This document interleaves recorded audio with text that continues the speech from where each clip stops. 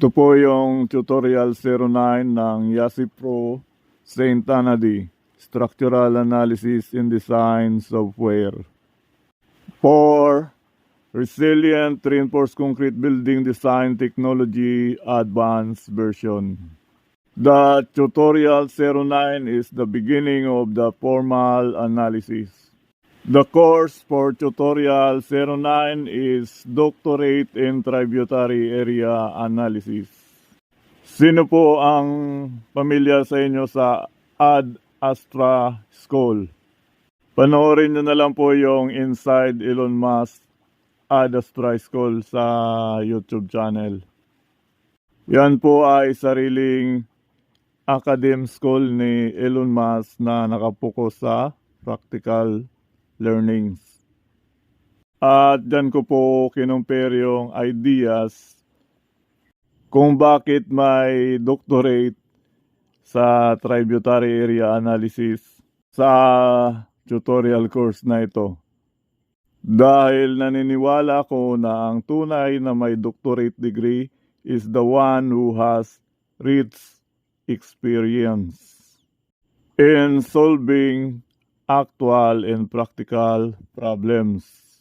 Dahil po ang mga successful inventor ay silang mga naka-realize at naka-internalize ng mayaman nilang mga experience sa buhay. At hindi lang nanatiling theory yung kanilang mga principles, kundi nagkaroon ito ng magagandang products. Kaya nilagay natin sa level ng doctorate yung ating training course. So, introduce ko po sa inyo yung basics of tributary area analysis na napaka-importante bago po tayo mag-analyze. Mahalaga po yung knowledge sa tributary area analysis sa pag-transfer, pag-distribute, at pag-define ng mga loads sa bawat supports ng structural frames. Ito po yung basics sa gravity loads analysis. Paano i-define yung tributary area ng distribution ng loads sa beams. Kapag may slab ka na 4 sides na may support,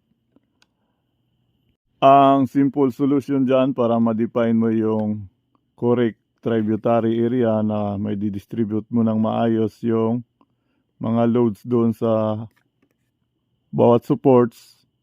Lagi lang po ninyo tandaan na yung tributary area na ito na triangular shape.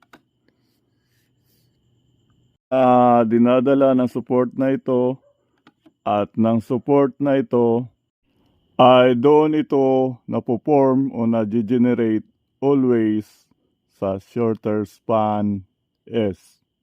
At ang base ng tributary area na ito ay ang shorter span S at ang kanyang height is 1/2 ng shorter span S. At ang tributary area naman na nag-generate along sa longer span L sa support na ito at sa support na ito ay trapezoidal shape. At lagi pong tandaan na ang height ng tributary area na ito ay laging 1/2 ng shorter span S. At ganyan po mag-define ng tributary area sa slabs na magdi-distribute ng load sa beam system. Kung square naman po yung area, yung S is equals to L, pareho yang magiging triangle yung apat na distribution sa tributary area. Ganito po yung tributary area sa gravity loads analysis na sa beams ang distribution ng loads. Sa shorter span ay triangular. Sa longer span ay trapezoidal. Kapag 4 sides ng frames ay may beam supports. At ganito naman yung distribution ng tributary area kapag 3 sides lang ang may supports. Ito ay walang support. Kapag ang isang longer span L ay walang support ng beam, yung hats na blue ay dadalhin ng support na ito at yung hats na green ay dadalhin ng support na ito. Kapag ang isang side naman ng shorter span ay walang support, yung support na ito ang dadalhin niya ay yung hats na blue at yung support na ito ng beam ng longer span ang dadalhin niya ay yung hats na red. Ito naman po yung tributary area kapag ang support ng frame system ay dalawang support lang. O hati lang yung tributary area sa bawat support. Ganon din sa shorter span. Yung tributary area for beam system doon sa load distribution ng beams ng buong frames ay magagamit doon sa frame moment distribution method analysis o yung pag-a-analyze ng buong frame system para makuha yung bending moments ng bawat members at shear stresses. At kung mag-a-analyze ka naman ng axial stresses ng mga columns lang, doon ka na lang mag-direct sa column analysis, hindi na frame analysis. At ang tributary area analysis kapag column analysis yung iyong operation ay hahatiin mo lang yung area kung ilan yung column supports doon sa frame system. At ganito naman po yung tributary area analysis kapag sa seismic loads yung application. Kapag ina-analyze mo po yung frames along this direction of seismic waves, ay ganito po yung distribution ng tributary area. Hati lang sila. Kapag along this direction of seismic wave naman yung ina-analyze ninyong frames ay ganito naman po yung hatian ng tributary area dito sa along this direction. Yung seismic analysis po by frames at saka by the whole structure, pareho lang po yan. Ginawa ko yung whole structure at saka ginawa ko rin yung by frames, pareho lang yung nagiging result. At by frames po yung ina-adapt ng YASI Pro sa seismic analysis para mas madaling i-select yung mga critical at maging simplified yung problem. Punta na po tayo sa applications ng basics of tributary area analysis.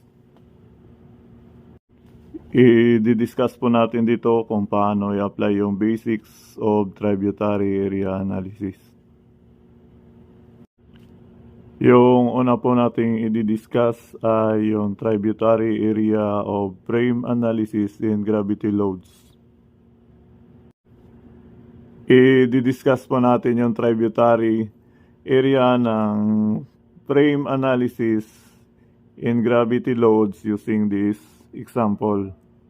Yung structural model na may typical floor ng second floor, third floor at fourth floor or roof deck.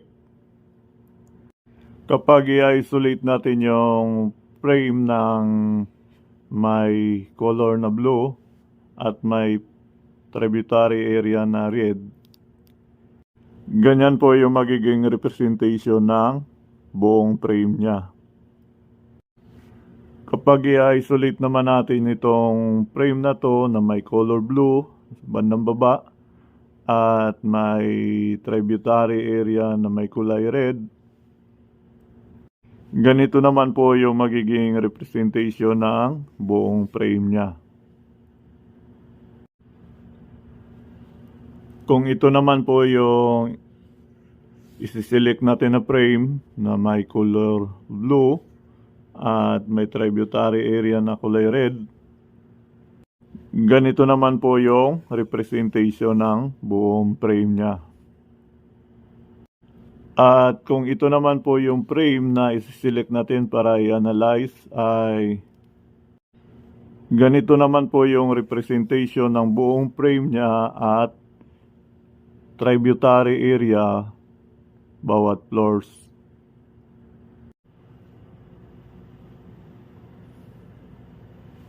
I-analyze na po natin by scale yung tributary area. Yan po yung dimensions ng typical floor plans para sa tributary area ng frame na may color na blue. So, yung actual width ng tributary area ng buong frame ay 3 meters. Ganyan po yung magiging distribution ng gravity loads doon sa frame base doon sa tributary area. Ang magiging problema po dyan kapag hindi siya regular yung shape ng distribution ng loads, magiging mahirap po yung pag-compute ng fixed end moment sa beams. So, ang gagawin po natin dyan ay kukonvert natin yung irregular shape na tributary area para maging regular shape. At magagawa nating simplified at practical yung problem. Pagmasdan lang po mabuti ang aking gagawin, ang una po nating gagawin is i-type yung area sa command ng AutoCAD. Then, enter. Pagkatapos, iselect natin yung mga points ng tributary area na ating kukunin. Pagdating dito sa may part na yan, sa center po tayo kukuha ng points.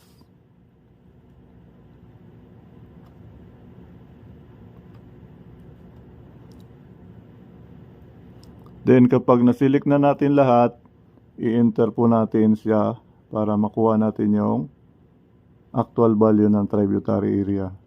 So yun po 11.1 square meter. Then after po natin makuha yung actual value ng tributary area is i-divide natin siya ng unsupported length ng beam, yung naka-enclose ng yellow, 4.6 meters. Then magiging ganyan na po yung shape ng regular shape na tributary area. At 2.5 meters na lang po yung width ng regular shape ng tributary area from the result of 11.1 square meter divide 4.6 meter. From the trapezoidal shape, based on actual tributary area, na-convert po natin sa regular shape yung gravity loads para madali po natin ma-determine yung fixed end moment ng buong frames at magawa natin itong mas simplified at practical problem. Kapag ganito naman yung kondisyon ng tributary area ng selected frame na i-analyze natin, ganun din po yung gagawin natin, i-convert natin into regular shape yung tributary area. So, triangular din po yung shape ng distribution ng gravity loads kapag ganon yung shape ng actual tributary area. 3 meters din po yung actual width ng tributary area ng frame. So, ganon din po yung gagawin natin. Type area, then enter, then select the points doon sa tributary area nating kukunin. Center to center po yung ating bases, then enter. So, ang result ng area is 5.1 square meter. Tapos, i-divide po natin ng unsupported length ng beams yung 5.1 square meter na tributary area. 2.6 meters po yung unsupported length ng beam.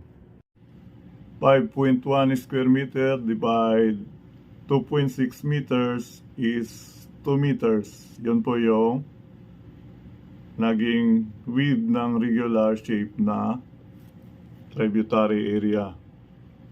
Yung conversion natin ng tributary area.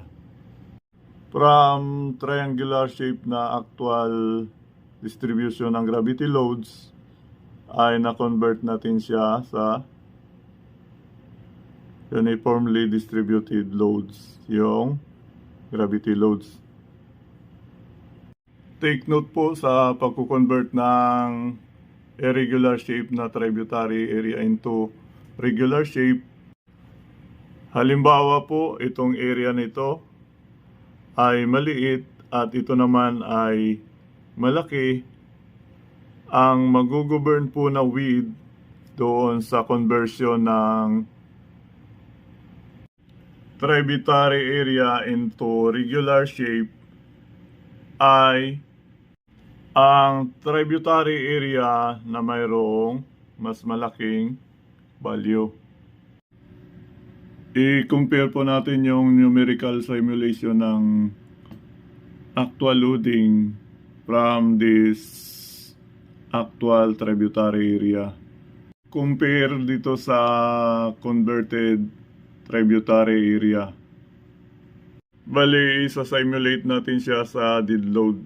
Yung dead load ng slab. Yung item 1 is triangular distributed load. Yun po yung actual.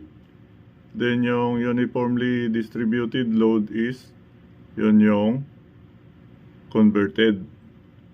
Parehong 2.6 meters yung length. Magkaiba lang yung width. Yung actual is 3 meters, yung converted is 2. Pareho rin yung thickness ng slab, 15 cm.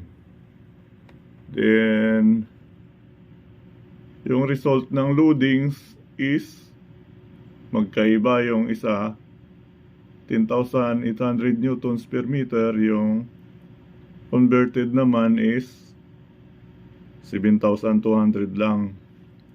Yung formula ng fixed end moment doon sa triangular is 5W times L squared divided 96.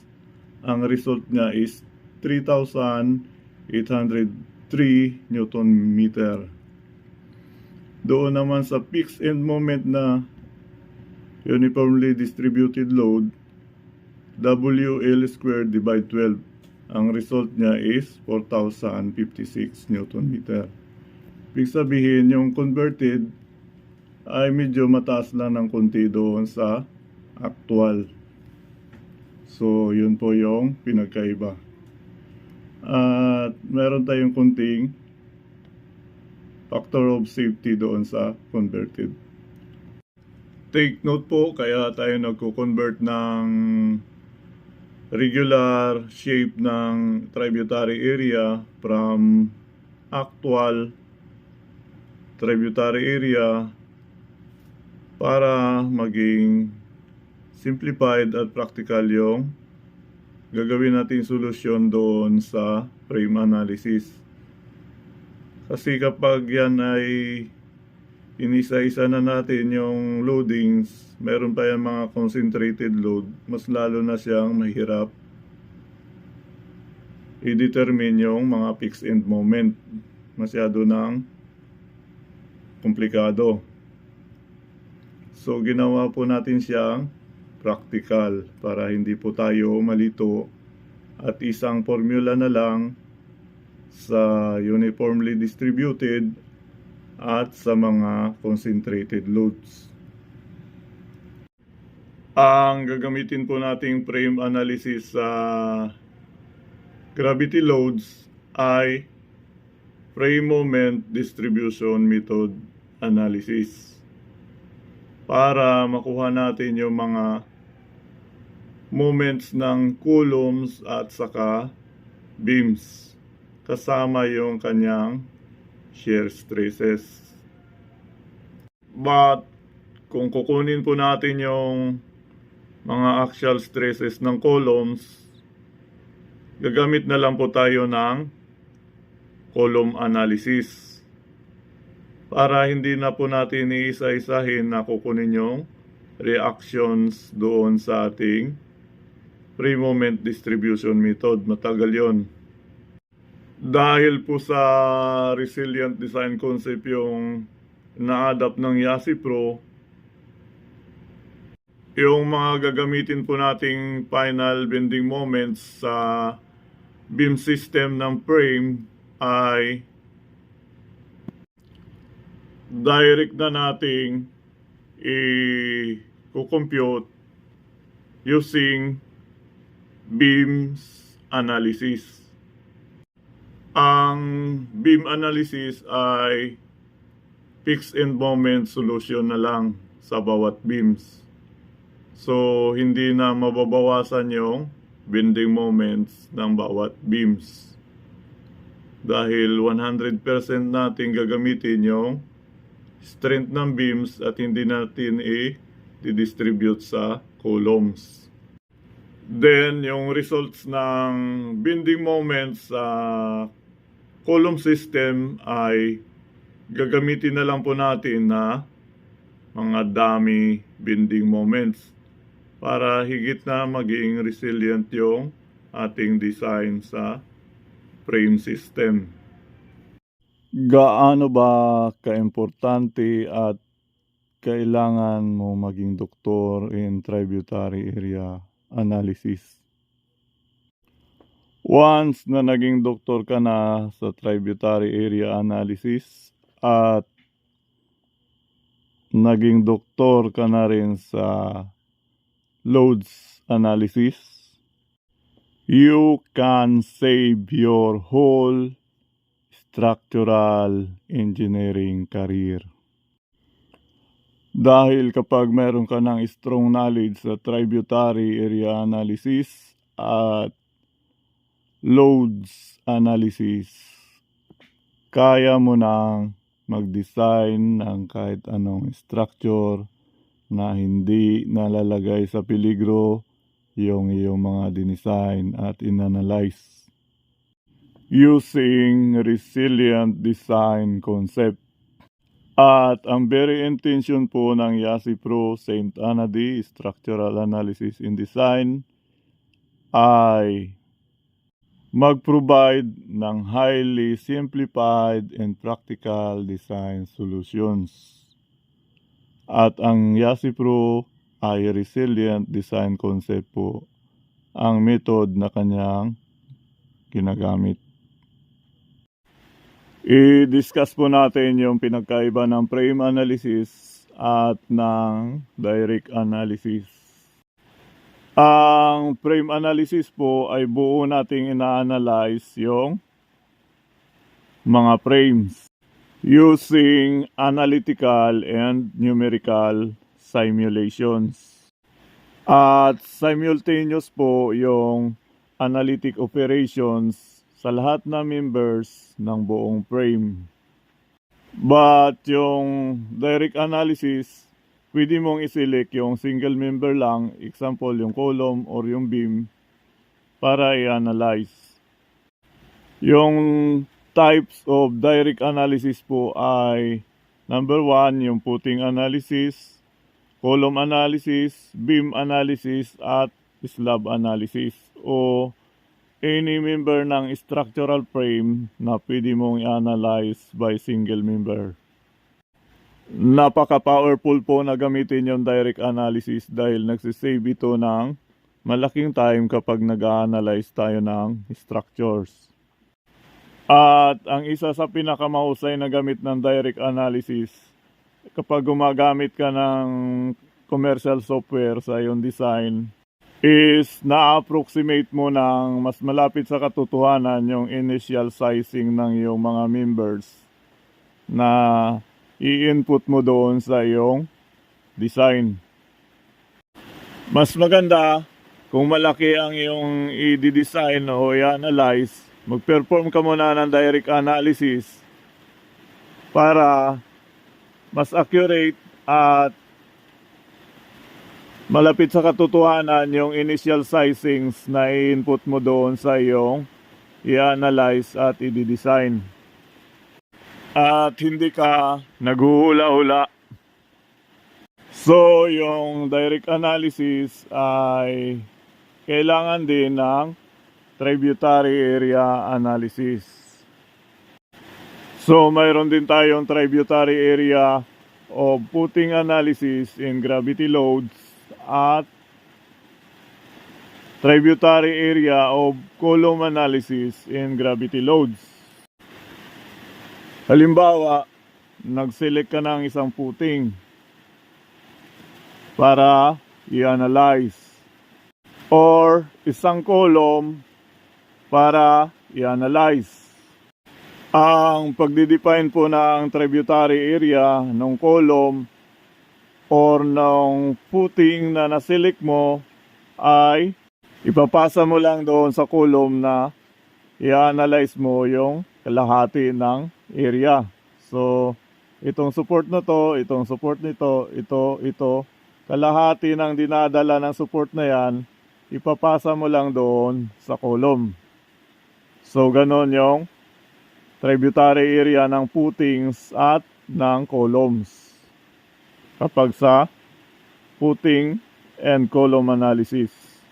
So, ganito po yung model ng tributary area ng footing analysis at column analysis. Magkapareho lang po sila ng tributary area, every floors. Ang pinagkaiba lang niyan ay yung loads ng column at loads ng footing. Ang footing at column analysis, ang pinakamahusay na solusyon para makuha mo ng mabilisan yung axial stresses sa footings at columns na hindi mo na kailangan gumamit ng results sa frame analysis para isolve yung reactions ng beams na ipapasa sa bawat columns para makuha yung axial stresses sa columns or footings na iyong i-design. Sa tributary area o beam analysis in gravity loads naman ay magsiselect ka rin ng single member na beam. Then, i-identify mo yung actual tributary area niya. Yan. Then, i-convert din natin ng regular shape yung tributary area ng ating beam analysis. Type area sa command line ng AutoCAD, then enter, then select the points ng buong tributary area.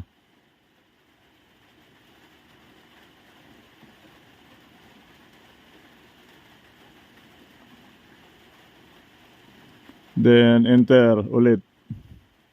So, yung tributary area, actual tributary area is 11.1 square meter. Then, i-divide lang natin ang unsupported length ng beam, 4.6 meter yung actual tributary area na 11.1. So, magiging 2.5 meter yung width ng converted tributary area na nasa regular shape. So, yan ang conversion paano gawin yung tributary area ng beam analysis. I-discuss naman po natin yung tributary area of frame analysis in seismic loads. Ang YASI Pro po ay ang ginagamit niyang method ng seismic analysis is by frame. Sa pag-define po ng tributary area ng seismic weights na kailangan natin para ma-determine yung seismic loads, yung kanyang definition is according doon sa direction ng earthquake vibrations. So, ang definition po ng tributary area sa seismic weight ay yung kalahati lang din ng dinadala ng supports na naka-attach doon sa mga columns ng frame. Halimbawa, ito yung frame na may color na blue at may tributary area na red. Yung na-select natin para i-analyze along this direction of ground motion. Ganito po yung kanyang magiging representation sa tributary area ng kanyang buong frame. Magkaiba po yung distribution ng gravity loads kaysa sa seismic loads. Ang seismic loads, kalahati ng column papunta doon sa floor sa itaas at kalahati ng column papunta doon sa floor sa ibaba. Ganon dinidistribute yung seismic weight. So kung magko-compute ka ng wall o CHB, walls, na magko-contribute sa seismic weight, kalahati nung nasa itaas na wall ang ilalagay mo sa floor na to. At kalahati ng wall doon sa baba ang ilalagay mo rin na weight sa floor na yan. Na magdidetermine ng buong seismic load para sa floor na yan. Yun po yung pinagkaiba ng seismic analysis sa gravity loads analysis. Yung gravity loads from floor to floor yung kanyang distribution ng loads. Kung mag-a-analyze ka naman ng frame along this direction of ground motion, halimbawa ito yung frame na may blue color at may red na tributary area. Ang definition ng tributary area nito, ganun din. Kung ano yung kalahati na dinadala ng column support na ito galing sa beams, kalahati ng beams, yun ang ipapasa niya sa mga columns ng buong frame na ito. Then, ganito rin yung representation ng tributary area every floors ng buong frame. At yan po ang lahat ng tutorial course ng Doctorate in Tributary Area Analysis. At hindi ko po kayo kinukonvince kapag napanood nyo ang buong video na to na matututo kaagad kayo. Kundi kailangan pa rin natin ng constant practice. Dahil kahit anong galing natin, nakakalimut tayo kapag hindi na natin napapractice ang mga ginagawa natin sa structural analysis and design. At maraming salamat po. Thank you and God bless. God bless Yasi Pro.